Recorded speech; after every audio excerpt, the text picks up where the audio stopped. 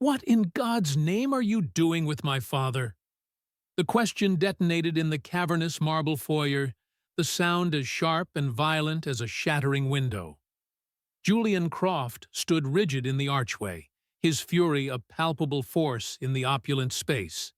His hand-stitched Italian shoes made a sharp, authoritative sound on the polished stone as he advanced, his tailored gray suit stretching across broad shoulders that were usually held with the cool composure of a boardroom predator.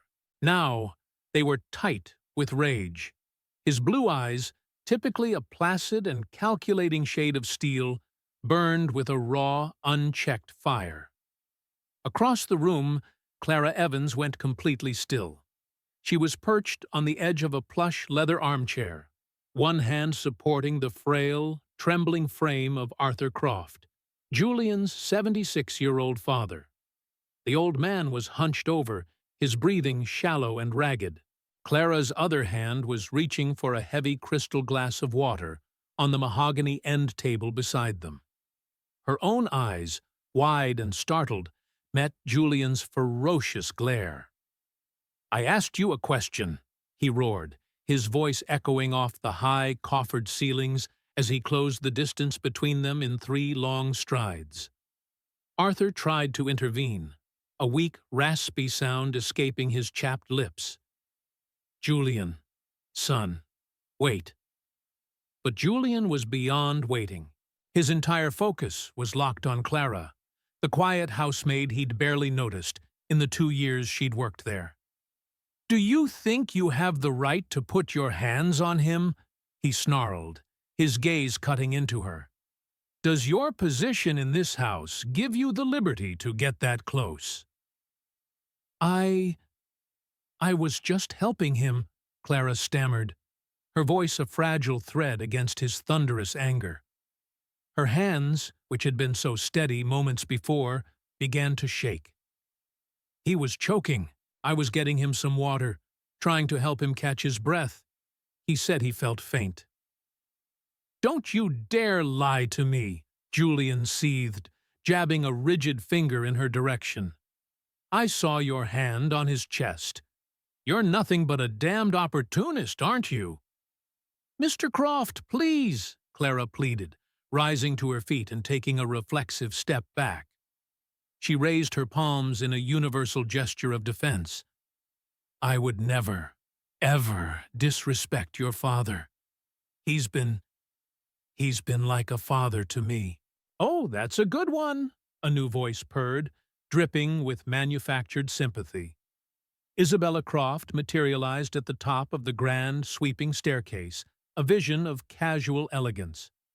A silk robe was cinched tightly around her slender frame, a delicate wine glass held loosely in one hand. Her face, a mask of perfect concern, was aimed at her husband. "I've tried to warn you about her, darling," she said, descending the stairs with a slow, deliberate grace. "She's been spending far too much time alone with him, whispering things in his ear, taking advantage of his state. Now you see for yourself what I've been talking about."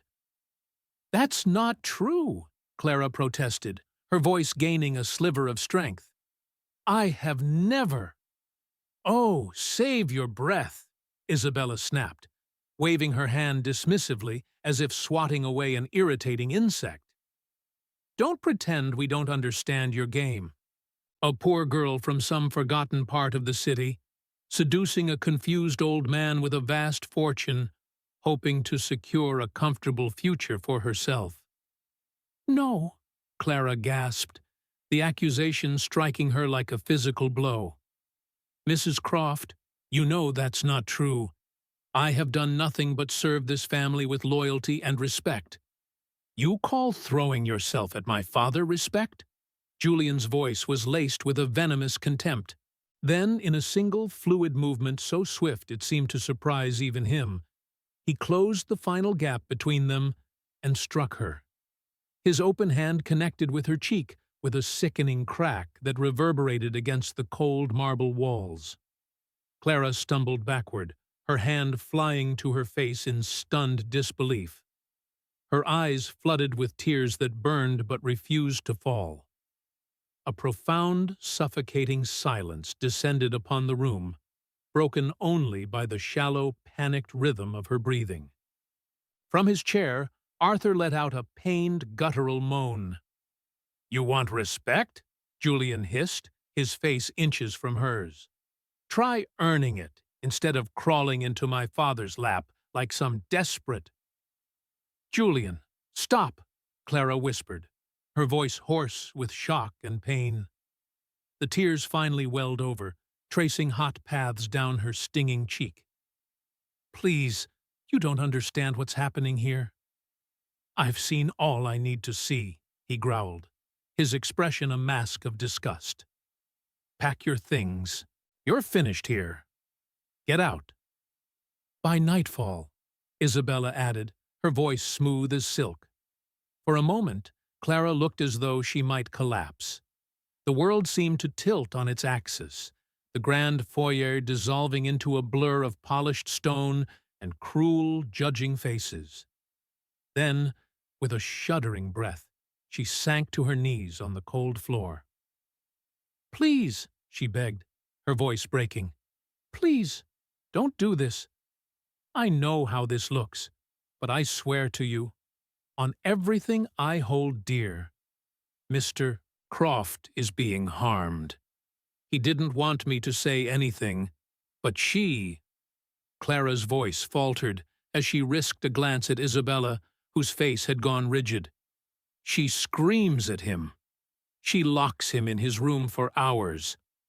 I've seen her force wine down his throat just to keep him sedated and quiet." Isabella's composure finally cracked.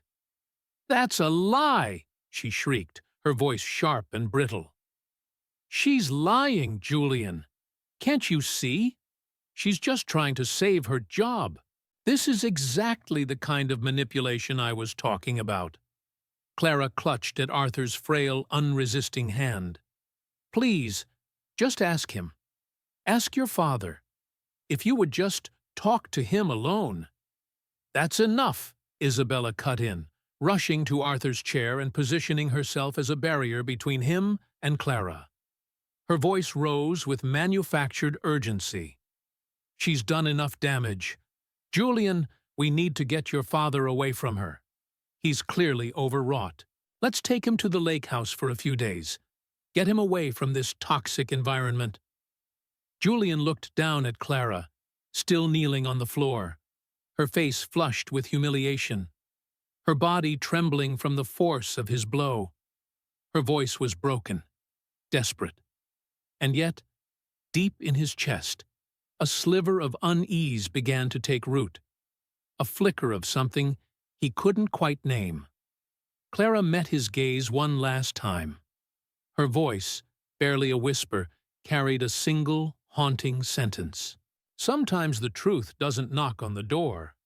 It bleeds under it."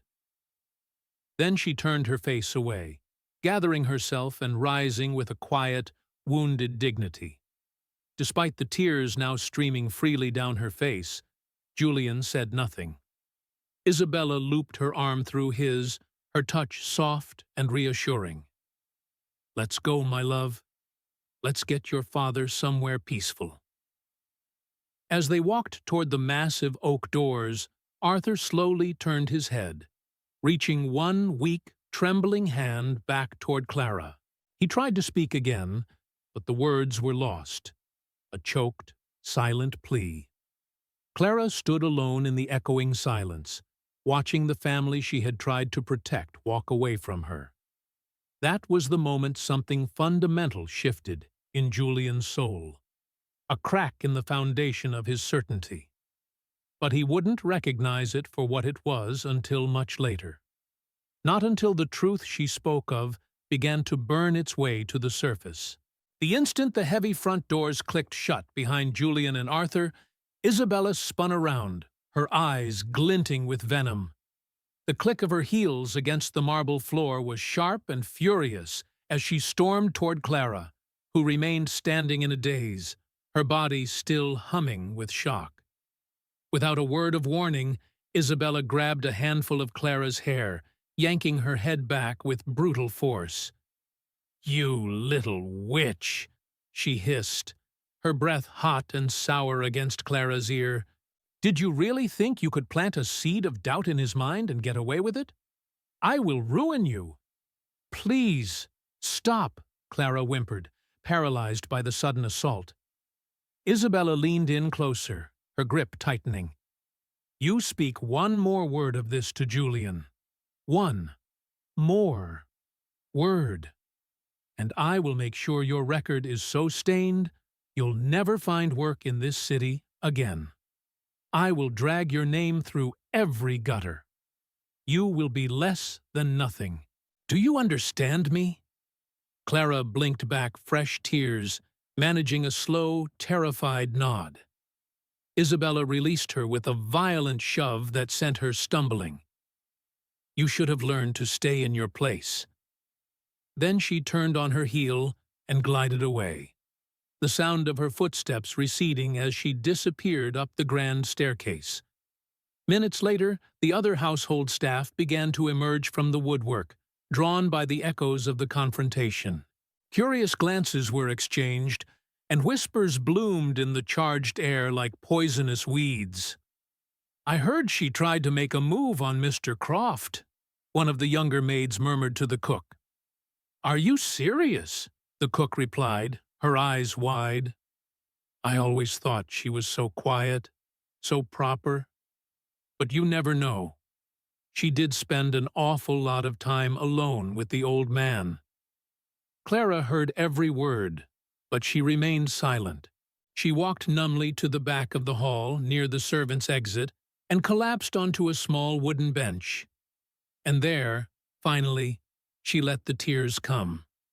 Not quiet, dignified tears, but the kind of gut-wrenching sobs that feel like they're breaking your ribs from the inside out. The kind you cry when you are not just humiliated, but betrayed by the very people you risked everything to protect. And for the first time in many years, Clara Evans cried like a lost and broken child. The last rays of the New England sun bled across the sky, casting a molten, coppery light over the Croft estate. In the long shadow of the formidable stone mansion, Clara Evans sat motionless in the driver's seat of her aging sedan, her fingers trembling on the steering wheel. Her duffel bag, hastily packed with her few belongings, lay on the passenger seat like a dead weight. Her cheek still throbbed with a dull, persistent ache from Julian's slap, but the physical pain was nothing compared to the wound left by the look in his eyes, as if she were nothing more than a piece of filth to be scraped off his polished floor. She had seen that look before, in the dismissive glances of teachers at her underfunded public school, in the impatient sighs of doctors at crowded clinics, in the polite rejections from countless job interviews. And now here, in the one place where she had scrubbed floors, polished silver, and cared for a man no one else seemed to have time for. She glanced back at the house, so immense, so cold, so full of secrets sealed behind its stone facade. "I should just leave," she thought. "I should drive away and never look back." But then she saw Arthur's face in her mind's eye, frail, terrified, his whispered words from a week ago echoing in her memory. "You're the only one who still sees me as a person." Her chest tightened with a painful knot of responsibility. If she left, who would protect him? Who would stop Isabella? Her hands clenched the steering wheel until her knuckles turned white. She had every reason to disappear. No one would blame her for running. And yet, a stubborn, unyielding part of her refused to move. She opened the car door, stood on the crunching gravel of the driveway, and stared at the towering home one last time before slipping back through the side entrance. The servants' hallway was deserted. Most of the staff had already completed their shifts and hurried away, eager to escape the lingering tension. She moved quickly and silently, ducking into the small security office tucked away near the kitchen. The door was locked, but Amelia, one of the other maids, had once shown her where the spare key was hidden in case of emergencies. This, Clara decided, was an emergency. Inside, the room was filled with the low, steady hum of electronics. A bank of monitors displayed silent, grayscale images from cameras positioned throughout the estate. Her heart pounding against her ribs, Clara sat down and began to rewind the footage from the past week. What she discovered made her blood run cold. There was Isabella, her voice a venomous hiss as she poured wine down Arthur's throat. There was Isabella dragging him down the upstairs hallway by his arm when he refused to move quickly enough. And there, in shocking clarity, was Isabella screaming at him in his study, "Sign the damned papers, you old fool, before I truly lose my patience." With shaking hands, Clara copied the clips onto a small flash drive she found in a desk drawer. She didn't know exactly what she would do with it yet, but she knew one thing with absolute certainty. This could not remain hidden in the dark. As she turned to leave, the soft shuffle of expensive shoes on the linoleum floor behind her made her spin around. Julian was standing in the doorway, his brow furrowed in a mixture of confusion and suspicion. "What are you doing in here?" he demanded, his voice low and dangerous. Clara hesitated for only a second. "I needed to make sure he was really all right." "You were told to leave the property." Clara took a deep breath and pulled the flash drive from her pocket, holding it out to him. "I found something. Something you need to see." He stared at the small piece of plastic as if it were a venomous snake. "What is that?" "It's proof," she said, her voice steady despite the tremor in her hand. "Proof that your wife has been abusing your father and trying to steal his estate." Julian froze, his face a mask of disbelief. "That's an incredibly serious accusation." "Then watch it," she challenged him, her gaze unwavering. "And then ask yourself why your father cries when he thinks no one is looking."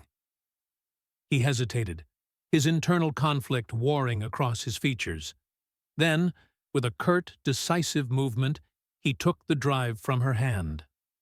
The following morning, sunlight streamed through the tall, mullioned windows of the Croft estate.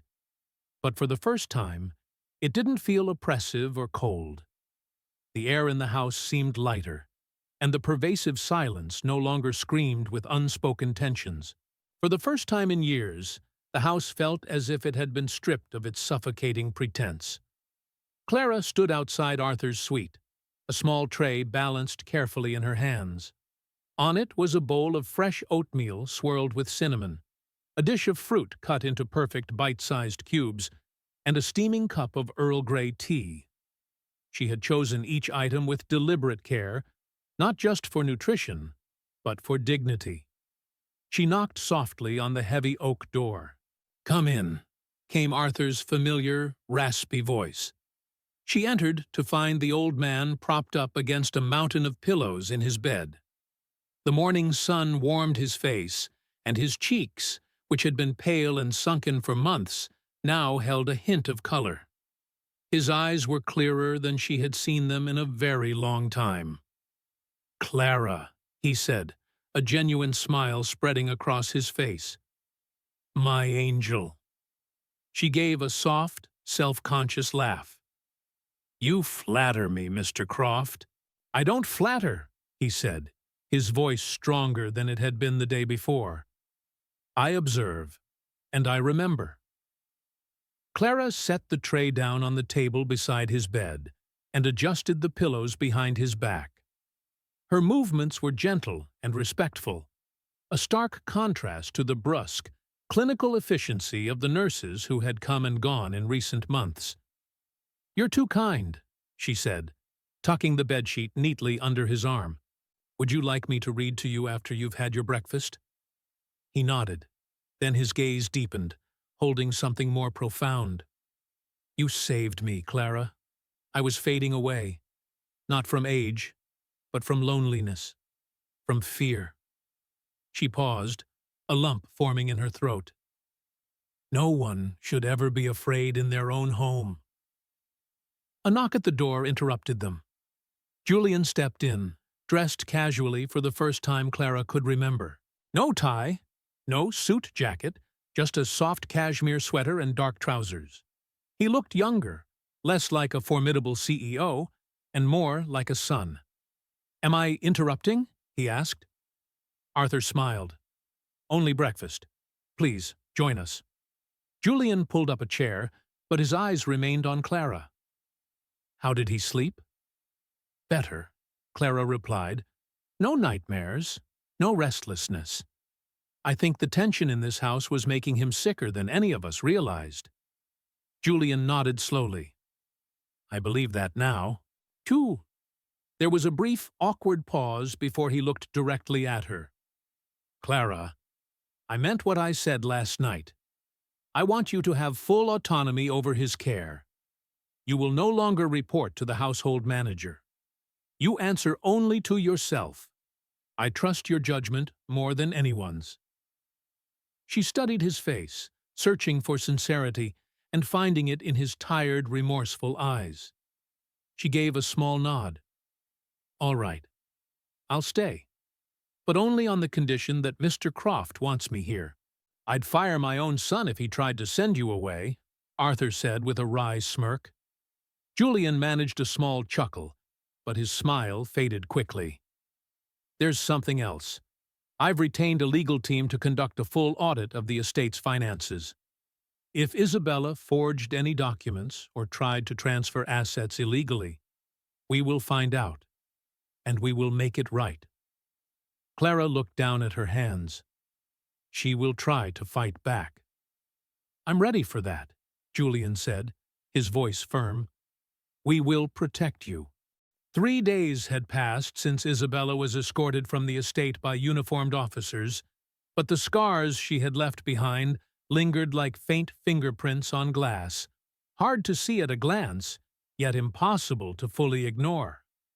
Despite the newfound peace that had settled over the Croft mansion, a restless energy still stirred in its quiet corners.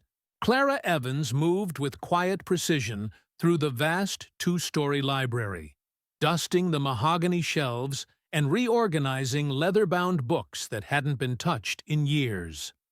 Although she was no longer required to perform housekeeping duties, old habits provided a comforting rhythm in the silence. Besides, Arthur was napping peacefully, and Julian was sequestered in his office upstairs, deep in a conference call. She paused when her fingers brushed against a thin, leather-bound journal wedged between 2 heavy legal tomes. The spine was faded, and the edges were worn with time. Curiosity, a trait she usually suppressed, urged her to open it. Inside, delicate, looping handwriting sprawled across the yellowed pages. It was Isabella's. Clara's breath caught in her throat as she read the first line. "If Julian ever discovers what I know about his mother, he will never forgive me." Her eyes narrowed. She flipped through page after page. Most of the entries were bitter and resentful, venting about Arthur's stubbornness, Julian's emotional distance, and the relentless pressure of maintaining the facade of a perfect society wife. But some entries were different, coded, obsessive, and filled with a chilling ambition. One line stood out like a splash of blood on a white linen tablecloth. "The deed to the southern vineyard, hidden beneath the floorboards of the East Wing parlor. He doesn't remember it, but I do. That land belongs to me." Clara's pulse quickened. She looked up, her mind racing. The East Wing parlor hadn't been used since before she started working at the estate. Arthur never went in there. Isabella had always claimed it was off-limits due to ongoing asbestos repairs, a story no one had ever questioned. Tucking the journal under her arm, Clara left the library and made her way to the East Wing. A thick layer of dust coated every surface. The furniture was draped in ghostly white sheets. Faint cracks in the damask wallpaper curled like dark veins. She knelt near the far wall, her fingers gently tapping the floorboards until she heard a faint, hollow sound. Pulling a letter opener from her pocket, she carefully pried one of the boards loose. Beneath it, wrapped in wax paper, was a small, tarnished metal box. She lifted it out and opened it. Inside lay a deed, yellowed with age but undeniably official, stamped and signed by Arthur himself over 30 years ago. It granted full ownership of the southern vineyard to his wife, Helen Croft, Julian's mother, not to Isabella. Clara stared at it, the pieces clicking into place with horrifying clarity. Isabella had been planning something far bigger than simply taking over the estate. She was attempting to rewrite history, to claim what was never hers by right. She had to tell Julian. She found him in his study, scrolling through emails on his laptop, a glass of scotch resting on the desk beside him. He looked up as she entered, his face weary but attentive. "Is everything all right?" Clara walked forward and placed both the journal and the deed on his polished desk. "I found these, one in the library, the other under the parlor floor." He picked up the journal first, his expression hardening as he flipped through the pages. Then he unfolded the deed, his eyes widened in shock. "This is my mother's signature. She never gave that land to Isabella." "But Isabella was planning to use it to build a case that it belonged to her," Clara said softly. "Probably to sell it off before the trust was reopened." Julian leaned back in his chair, stunned. "My mother never trusted Isabella. That vineyard was part of her dowry. Isabella knew she could never touch it unless she could somehow forge a chain of ownership." "She almost succeeded," Clara added quietly. Julian stared out the window, the early afternoon sun casting sharp, angular lines across his face. "You didn't have to go looking for this. You could have just stayed quiet." "I could have," Clara replied. "But then you would still be living with a lie." A silence fell between them, not uncomfortable, but reflective and heavy with unspoken gratitude. Finally Julian spoke, his voice low. "I want you to come with me tomorrow. We're going to the vineyard. I want to see it for myself. I haven't been there since I was a boy." Clara hesitated. "Are you sure?" "I am," he said, his gaze resolute. "And I want my father to come too. He deserves to remember where we come from. Not just this house, not just the money, but the roots." The next day, the trio made the 2-hour drive north into the countryside of Massachusetts. Arthur dozed in the back seat, occasionally mumbling fragmented memories of summer harvests and his late wife's wild berry pies.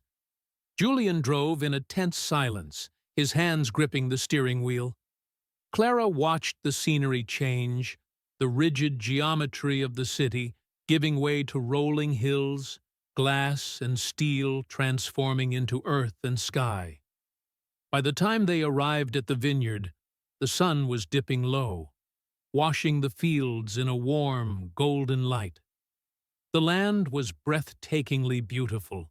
Rows of dormant vines stretched across the undulating hills, their branches like intricate black lace against the amber sky. An old farmhouse stood near the edge of the property, its white paint chipped and weathered, but its structure still proud and strong. Julian stepped out of the car and inhaled deeply, closing his eyes. "My God, it still smells the same." Arthur's eyes filled with tears.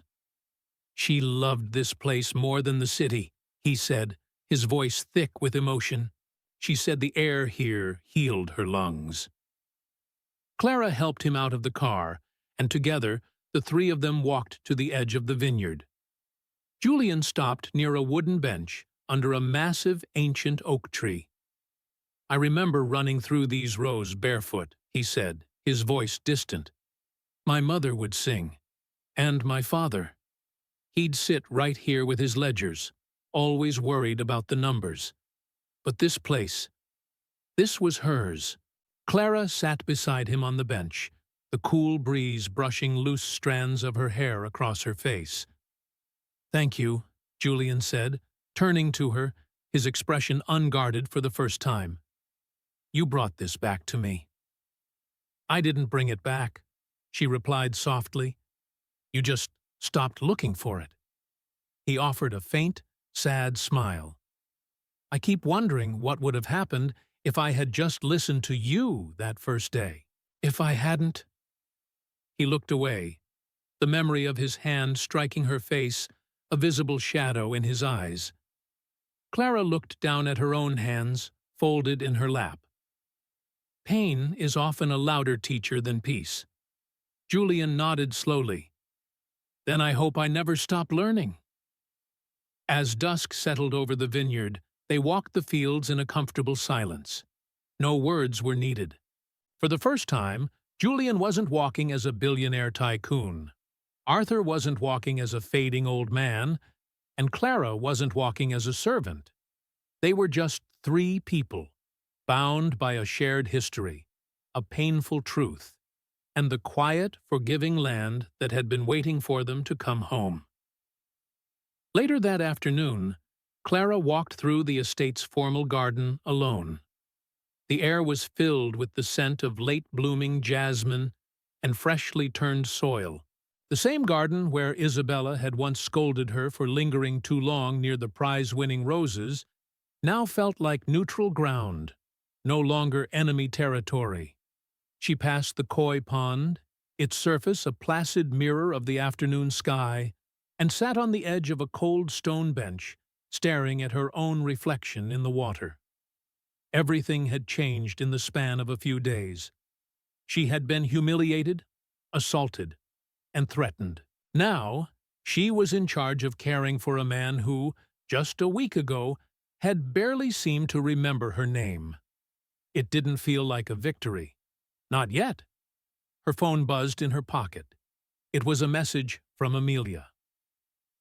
"The staff have been asking about you. Many of them are grateful. They never dared to speak up, but they knew something was wrong. You gave them courage." Clara closed her eyes, letting the words settle over her. She hadn't done it to be a hero.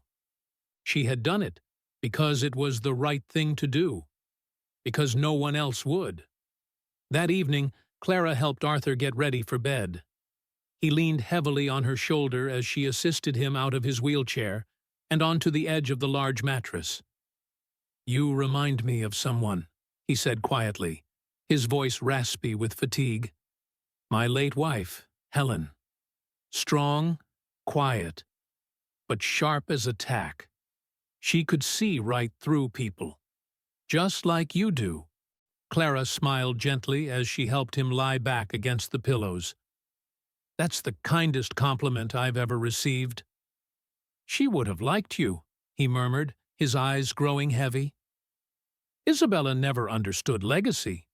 She only wanted the estate. But you understand what it means to care for something. For someone." Clara covered him with the soft down comforter and turned off the lamp on his bedside table. "Good night, Mr. Croft." He caught her wrist before she could turn to leave. "Don't give up on my son," he whispered, his grip surprisingly firm.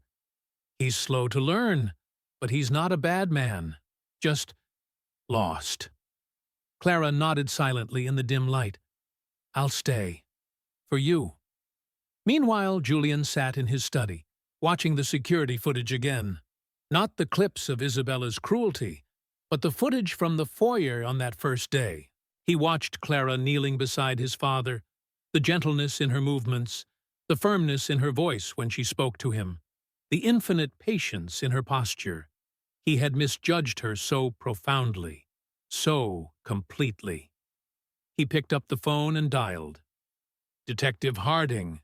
Yes, I need a full background investigation on all legal documents signed under Isabella Croft's name in the past 6 months, and find out who helped her. Someone on the inside had to have been involved. I want names." He hung up and leaned back in his leather chair, the firelight flickering across his face. For the first time in years, he didn't feel powerful. He felt accountable. The next morning, Clara entered the dining room to find a fresh bouquet of white daisies on her breakfast tray with a small note tucked beside her cup of tea. It read, "From one survivor to another. Welcome home, Arthur." She smiled, a warmth spreading through her chest as tears pricked the corners of her eyes. Maybe this place was never meant to be her home in the traditional sense, but maybe it could become a different kind of home now, one built not on wealth or status, but on truth. And finally, one where someone like her belonged. An hour later, Julian stood in the grand hall with his father seated beside him in a wheelchair. The entire household staff had been gathered, their faces a mixture of curiosity and apprehension. Clara stood across the room, her chin held high, though her hands trembled slightly at her sides. Isabella entered, summoned under a false pretext, her expression immediately shifting to confusion as she took in the crowd. "What on earth is going on here?" Julian's voice was calm but sharp as steel. "Isabella, we need to talk." She forced a sweet smile. "Of course, darling. What is it?" "I've seen the security footage." The color drained from her face in an instant. "I know what you've been doing to my father," Julian continued, his voice low and even. "I know about the forged documents, the screaming, the sedatives, the threats." Whispers erupted among the staff. Isabella's eyes narrowed into slits of fury. "So she showed you, did she? That little snake." "Your own actions showed me," Julian corrected her. Clara stepped forward, her voice clear and strong. "You hurt a man who trusted you, a man who gave you everything, and you treated him like a disposable burden." Isabella's face contorted with rage. "You think I wanted to marry an old man's son just to play nursemaid to a dying relic? I worked for everything I have. You think because I'm beautiful life was handed to me? I came from nothing, and I married him to secure my future. And you," she spat, pointing a trembling finger at Clara, "with your quiet little mouth and your 'yes, ma'am,' you thought you could just steal it all away from me." Neat, Julian flinched as if he'd been struck. Isabella's voice rose to a hysterical shriek. "You think I hate Arthur? I hate what he represents. His generation, men like him. They built this world for themselves and left nothing for the rest of us." By now, 2 uniformed police officers had entered the house through a side door, called quietly by Julian after he had reviewed the footage for the final time. Isabella backed away as they approached. "You're all just throwing me away," she choked out, tears of rage and self-pity streaming down her face. "After everything I did for this damned family." "You did nothing for this family," Julian said coldly. "You tried to own it." As the officers approached, Isabella didn't resist. She lifted her chin, her composure returning like a mask snapping back into place. "This isn't over," she hissed. But as they led her away, no one in the room moved to stop them. The silence that followed was deafening. Later that night, in the study, Julian sat across from Clara. A fire crackled in the hearth between them. Upstairs, Arthur was sleeping peacefully for the first time in months. "I owe you more than an apology," Julian began, his voice heavy with remorse. Clara didn't speak. She just waited, letting the silence press him. Julian looked down at his hands. "I was wrong. About you. About everything. I let my anger and my prejudice speak louder than reason, and I hurt you. I can't take that back. But I want to make something right." He slid a folded letter across the table toward her. "This is an official offer. I want to hire you back, but not as a maid. I want you to be my father's personal care specialist. Full medical support, full authority over his well-being, triple your old salary. No more cleaning, just caring. Clara stared at the letter, then back at him. Why me? Because you're the only one who actually saw him, Julian said simply. The only one who listened. And I want my father to live whatever time he has left with someone who truly respects him. Clara exhaled slowly, her voice low. This was never about money for me. I know, Julian said. That's why I trust you. She nodded slowly, a small, almost imperceptible movement. For the first time that day, something inside her began to unknot. Not entirely, but enough. Enough to stay. Enough to continue the fight. Outside, the sky was finally dark. But for Arthur Croft, a quiet light had finally returned to his world. The trip to the vineyard had left an unspoken understanding between them, something warmer and more profound than simple forgiveness. But even as they returned to the Croft estate that night, the house still carried the faint, chilling echo of its darkest days. Clara slept lightly, her dreams fragmented and thin. In the early hours before dawn, she was jolted awake by the sound of footsteps directly above her quarters. It was a faint but distinct sound, slow, measured, and deliberate. No one had been assigned to the attic for years. Throwing on a robe, she crept out of her room and up the servants' staircase, past the silent guest rooms, until she reached the narrow, winding stairs that led to the old attic. The wooden steps groaned under her weight, as if warning her not to proceed. But Clara had long since learned not to fear houses that whispered, only the people who screamed within them. The attic was cold and smelled of dust and forgotten time. It was filled with discarded furniture, boxes of tarnished holiday decorations, and yellowing paintings shrouded in white sheets. Moonlight streamed in from a small circular window at the far end, illuminating a swirling galaxy of dust motes. She was about to turn back when something caught her eye. A large, leather-bound trunk tucked beneath a dusty tapestry. It was slightly ajar. Curiosity, that persistent, dangerous feeling, pulled her forward again. She knelt down and lifted the heavy lid. Inside were stacks of old documents, faded family photographs, and, at the very bottom, a bundle of letters tied together with a faded blue ribbon. She carefully picked up the top one. It was addressed in elegant, cursive script.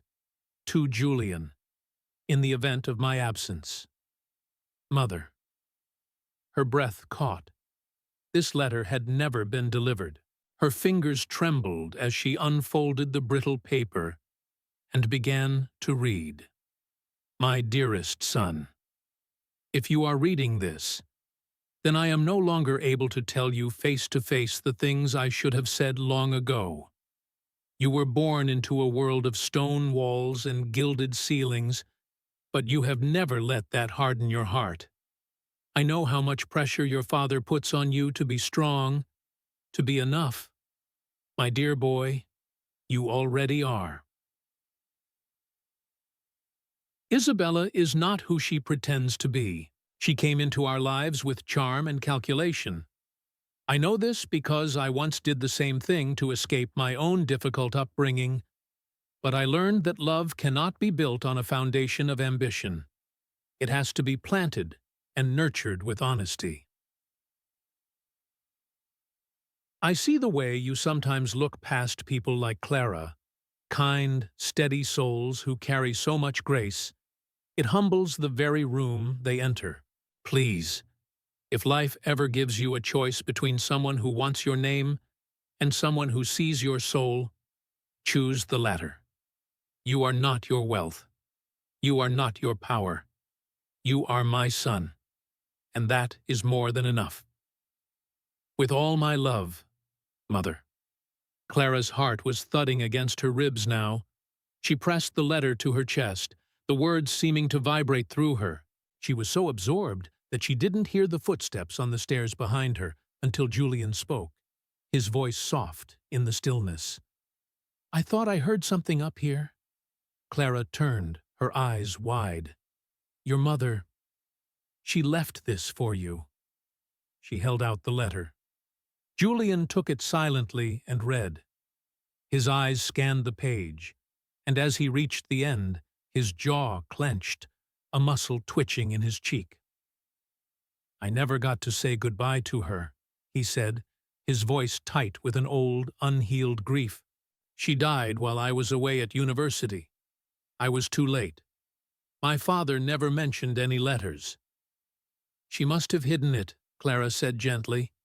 "Perhaps she was afraid Isabella would find it first." He nodded slowly, his gaze distant. "She knew. All along she knew." There was a long, heavy pause. Then he looked at Clara, his eyes filled with a raw, painful clarity. "You're not just saving my father anymore," he said. "You're saving me, too."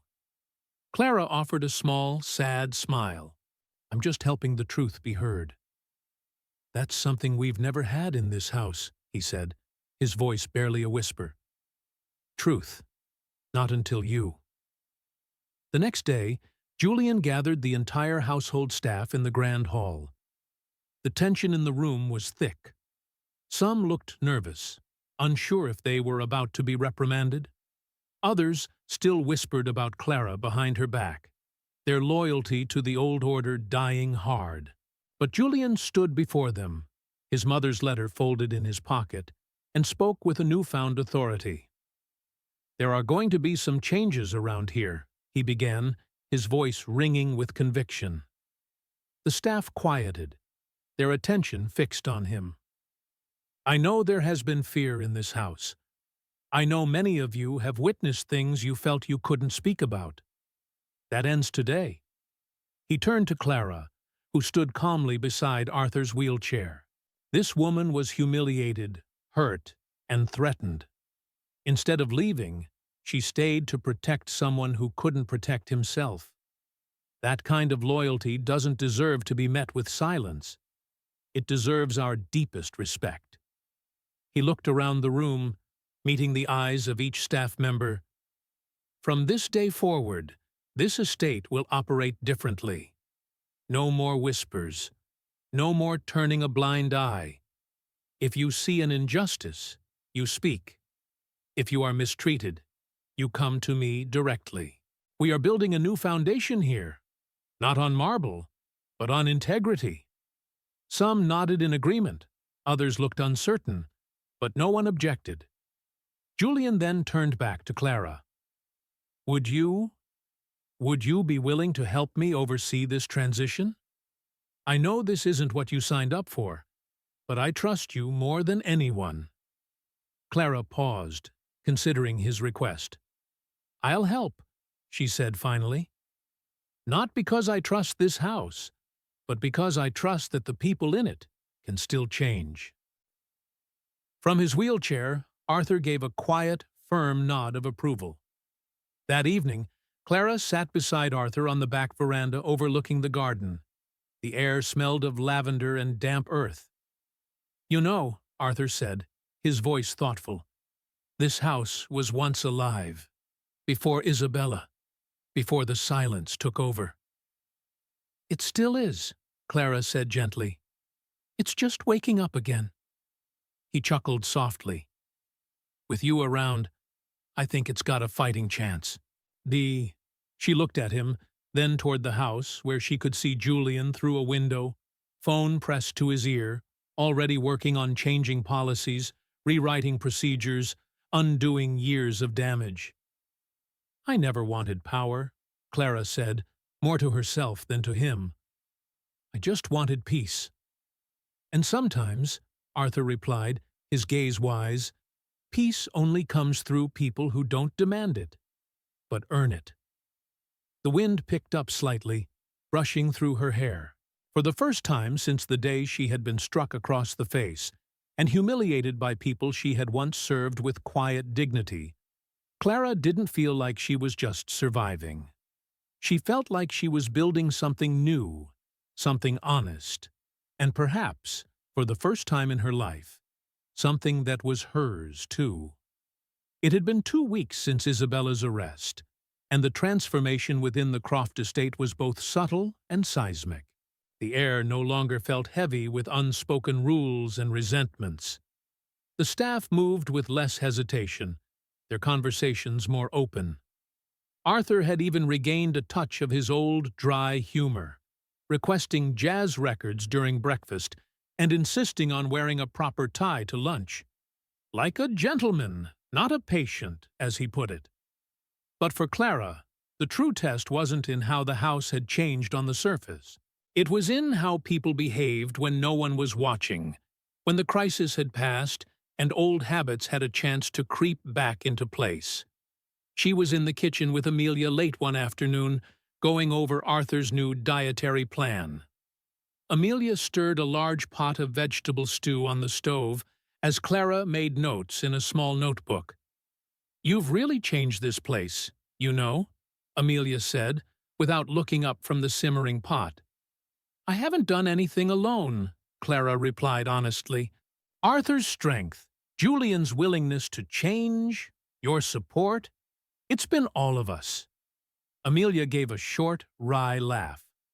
"Maybe, but you were the match. The rest of us were just dry kindling waiting for a spark." Before Clara could respond, Julian entered through the service door. He looked less like a corporate titan these days, more relaxed and approachable, his sleeves rolled up to his elbows, his tie loosened. "Hope I'm not interrupting." "Only the truth," Amelia quipped with a grin. Julian smiled. "Good. I've got some news. My legal team finished reviewing the rest of Isabella's financial activities. It turns out she had started transferring ownership of multiple assets, including the Palm Springs property and some of my father's private art collection. Everything was in motion, just weeks away from being finalized." "Were any of the documents legitimate?" Clara asked, her pen hovering over her notebook. Julian shook his head. "All of them were forged. My father's signatures, witness attestations. It was a calculated, systematic theft. But we caught it all in time." Clara nodded slowly, absorbing the information.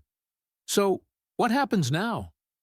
"I've scheduled a formal dinner for this Friday night," Julian announced. "I want to publicly thank everyone on the staff. We'll gather in the formal dining room. No uniforms, no ranks, just people." Amelia raised an eyebrow in surprise. "You're letting the help sit at the main table?" "I'm inviting the family," Julian corrected her gently. "And that includes all of you." He looked directly at Clara as he said the last part. She felt a small, unexpected warmth rise in her chest, but she tempered it with caution. Gratitude was one thing. A true sense of belonging was another entirely. Friday evening arrived with a golden, hushed light settling over the estate. The long, formal dining table, which could seat 30, was set with polished silver cutlery, sparkling crystal glasses, and tall white candles in antique silver holders. For the first time in memory, the place settings bore no markers of rank or position, just names calligraphed on simple cream-colored cards. Clara's card read simply, "Clara Evans." Arthur arrived in his wheelchair, dressed in a crisp gray suit, his silver hair neatly combed back. "I haven't sat at this table in over a year," he said to Clara as she helped him settle into his place. "Isabella insisted my meals be served privately in my room, said it was better for my dignity." Clara gave him a knowing look. Or, better for her control. Guests began to filter in. The household staff, the security personnel, the groundskeepers. Some wore suits borrowed from friends or relatives. Others wore their Sunday best. All of them looked visibly uncertain, moving with a hesitant reverence in a space that had once been strictly off-limits to them. Julian entered last, taking the seat at the head of the table that was usually reserved for his father. But before he sat, he raised his glass. "I want to start by saying thank you," he began, his voice clear and steady. "To all of you. You kept this house running even when the foundation beneath it was cracked. You stayed, even when you weren't always respected. Tonight is about more than dinner. It's about turning a page." He paused, his gaze sweeping across the room before landing on Clara. "And it's about honoring those who taught us how to tell the truth, even when it hurt." The room was silent for a moment. Then Amelia began to clap, slowly but firmly. Others joined in, a ripple of applause that was heartfelt and genuine. Julian sat down, and the meal began. Clara was seated between Arthur and Julian.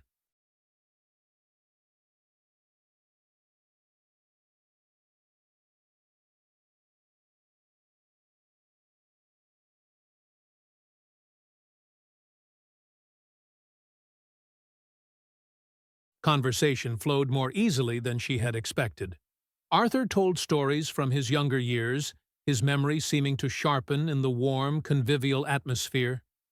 Amelia poked fun at the expensive wine, and Samuel, the elderly head gardener, talked about his plans to plant lemon trees in a corner of the garden where Isabella had always forbidden them. But beneath the laughter and the clinking of silverware, Clara watched. She watched the staff, still hesitant to fully relax, but slowly unclenching. She watched Julian, who kept glancing her way as if seeking reassurance that he was doing the right thing. And she watched Arthur, who leaned toward her during dessert and whispered, This is the house I remember building.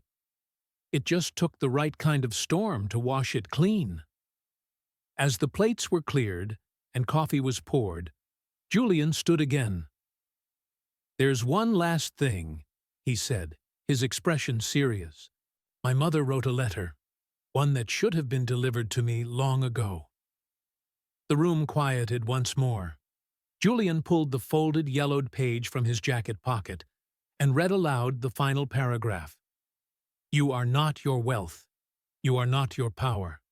You are my son. And that is more than enough." A profound silence followed, but it wasn't empty.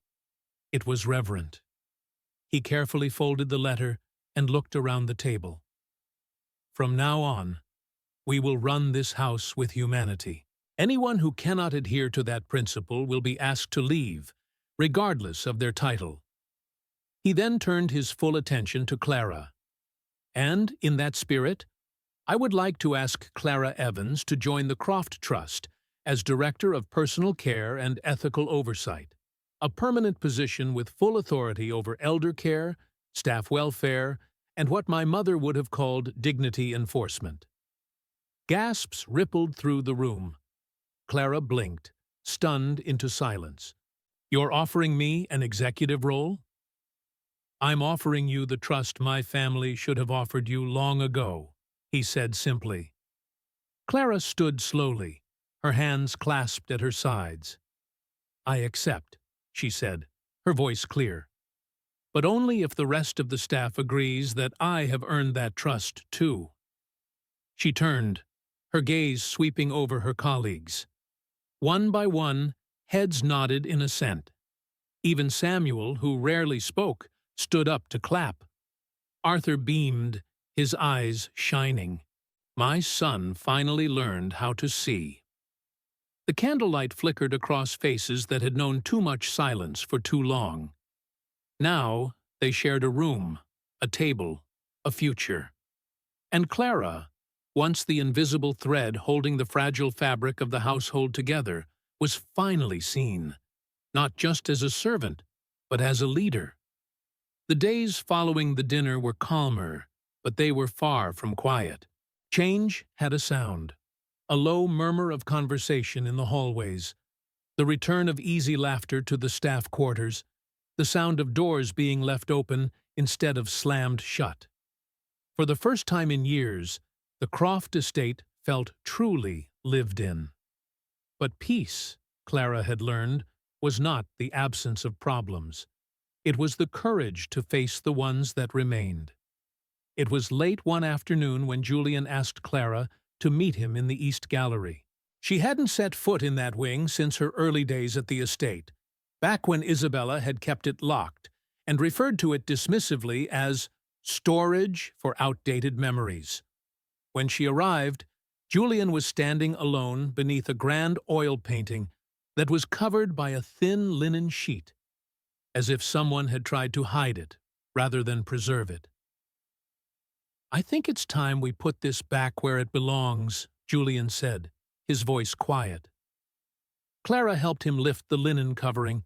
Behind it was a striking portrait of a woman standing in a garden. She was regal and poised, with eyes that mirrored Julian's, but held a softer, more compassionate light. "Your mother?" Clara whispered. He nodded, swallowing thickly. "She had this commission the year before she died. Isabella insisted it be moved to storage right after the funeral. She said it was too painful for everyone to look at." Clara tilted her head, studying the portrait. "But it was never about grief, was it?" "No," Julian said, his voice low and heavy with regret. "It was about erasure." They hung the portrait in the central hall that evening, with no announcement and no ceremony, just the silent, dignified return of a woman whose presence had been methodically stripped from the home she had helped build. When Arthur saw it the next morning, he wept openly. "She's watching over us again," he said, placing a wrinkled hand on the ornate gold frame. "That's enough." Clara had barely settled into her new office, converted from what had once been Isabella's private lounge, when a letter arrived, slid quietly under her door. It was unsigned, the words typed on a plain white sheet of paper. "Be careful. Not everyone wants the truth. Some of us depended on the lie." She froze, reading the words again. It wasn't an outright threat, but it was a clear warning. But from whom? She reread it 3 times before tucking it away in a locked drawer. She couldn't afford to become paranoid, but she couldn't afford to ignore it either. That evening, Clara joined Arthur in the garden. He was sitting under the pergola, a wool blanket draped over his lap, the autumn air crisp and cool. He watched her approach with a fond smile. "You've changed, you know," he said, as she sat down. "Have I?" she asked, brushing a stray leaf from her sleeve.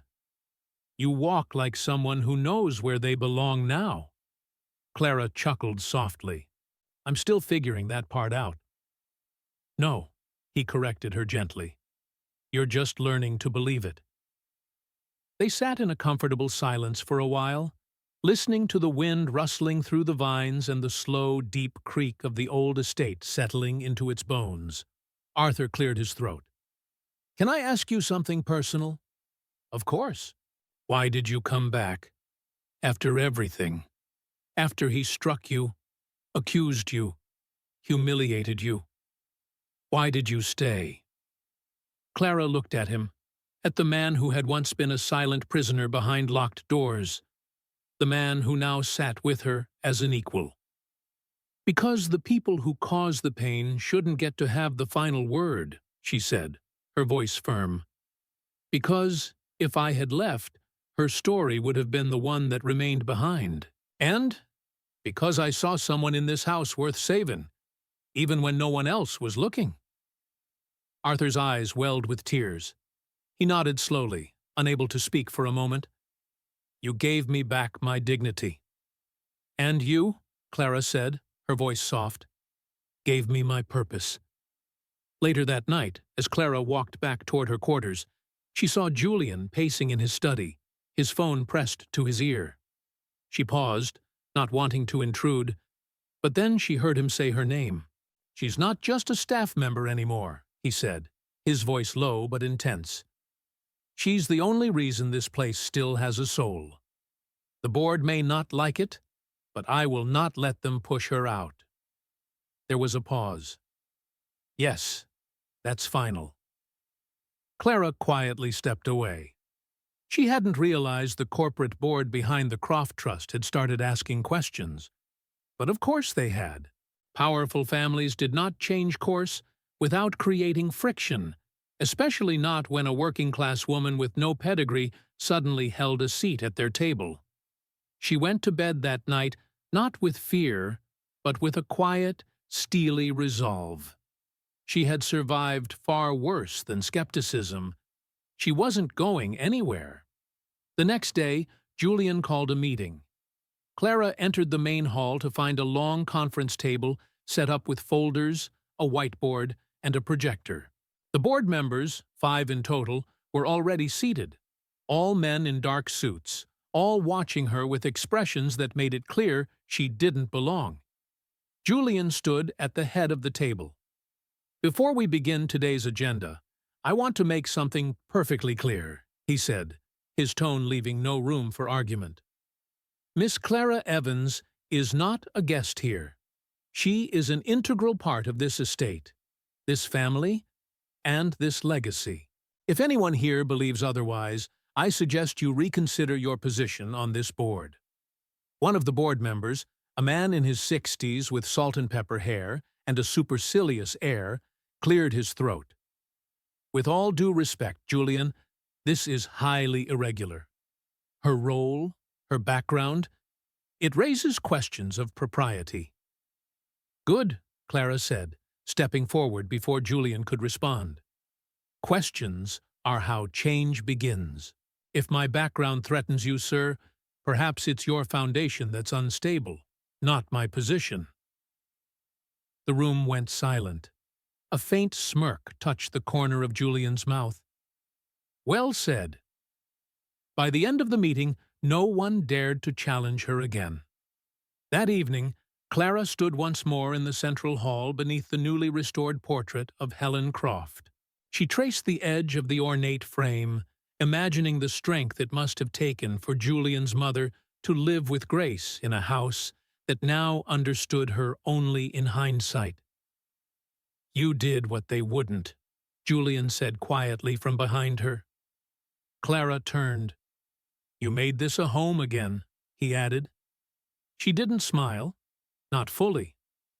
"Then let's keep it that way." He nodded. Together. Outside, the wind picked up again, rustling the leaves of the ancient oak trees.